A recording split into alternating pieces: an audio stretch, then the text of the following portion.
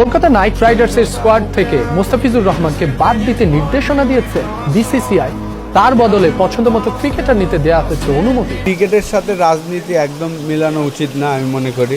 আমার মুস্তাফিজকে অপমান করা মানে পুরো দেশকে অপমান করা, বিসিবিকে অপমান করা, সম্প্রচারক এই দেশে যারা তাদের অপমান করা, সাংবাদিকদের সমর্থকদের অপমান করা। আপকামিং আইপিএল এ বাংলাদেশ ক্রিকেট বোর্ড এবং সরকারের সিদ্ধান্ত নেওয়া উচিত, যেহেতু বাংলাদেশের ক্রিকেটারকে তারা গ্রহণ করতে রাজি না, সেই টুর্নামেন্ট প্রচার যেন না করা হয় এই বাংলাদেশ।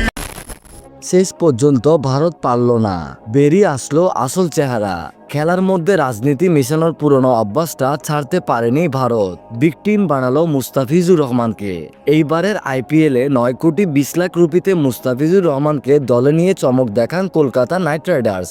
তবে এর চেয়ে বড় চমক দেখান ভারতের ক্রিকেট বোর্ড বিসিসিআই। মুস্তাফিজুর রহমানকে স্কোর থেকে ছেড়ে দেওয়ার নির্দেশ দেয় বিসিসিআই।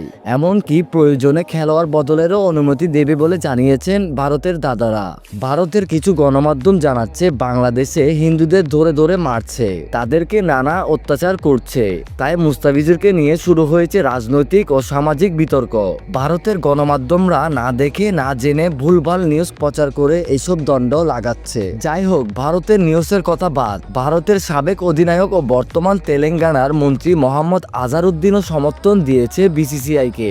তিনি বলছেন বোর্ড কোনো ভুল করেননি। তবে আজহারের এই কথার সাথে একদম একমত নয় প্রখ্যাত ইতিহাসবিদ ও ক্রিকেট বিশ্লেষক রামচন্দ্র গু। তার কথাগুলো আমার পার্সোনালি অনেক ভালো লেগেছে। তিনি বলেছেন এই মুহূর্তে মুস্তাফিজকে এভাবে সরিয়ে দেওয়া ঠিক হয়নি, এটি পুরো বিবেচনাহীন সিদ্ধান্ত।